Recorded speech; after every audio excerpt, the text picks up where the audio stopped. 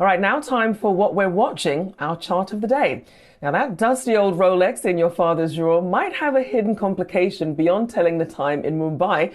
Prices for second-hand luxury timepieces are outperforming even key market benchmarks like the S&P 500. This according to a study from BCG. Now, Rolex is, of course, just one of several watch hype brands seeing rising values. Yahoo Finance's Pras Subramanian has more. This is an interesting trend we're seeing here, Pras.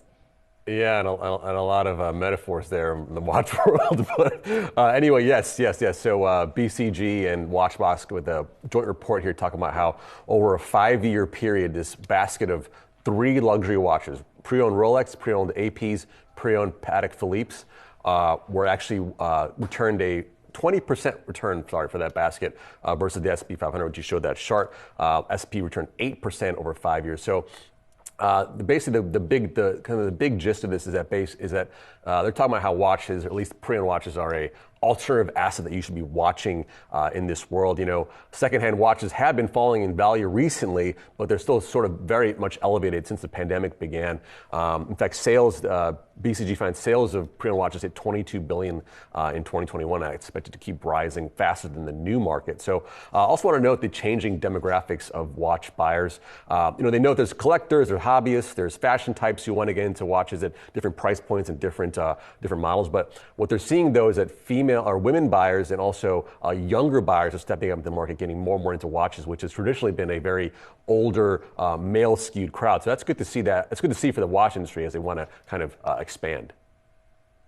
And I remember we had talked about some of these crypto bros and people who invested in crypto selling their Rolexes, flooding the market with them. So it's interesting to see their value actually increasing here. But Pras, let's talk about the cheap and cheerful watchmaker Swatch. They're out with a new collaboration, and it seems like a repeat from last year, though. Tell us more.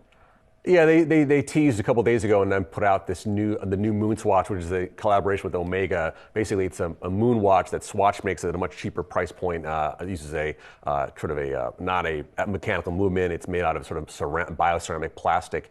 It was a huge hit for whatever reason. People loved the fact that it was like getting an Omega moon watch for cheap, but it's made by Swatch. And this new one here, they call it the gold. It's a gold-covered moon watch here, a moonshine gold as they call it. Has a gold-covered, gold-plated second hand there. Costs a bit, like maybe $25 more than the standard moon watch, if you can even find it, because there was a huge hype train last year on that watch when it came out. Everyone wanted it, so they're kind of doubling down on that with a lower, small release that's only in a few markets. And also the gimmick is that it was made during a full moon, as they say. So that's why this is a special watch. But they're sort of capitalizing on that trend. And apparently, we saw on social media lines again out the door at Swatch stores. People wanting at these 4 specific Swatch stores across the globe for this watch. And I love these sort of cheap and cheerful crossovers with these designer brands. I always love to see those. But yeah, they sell out immediately.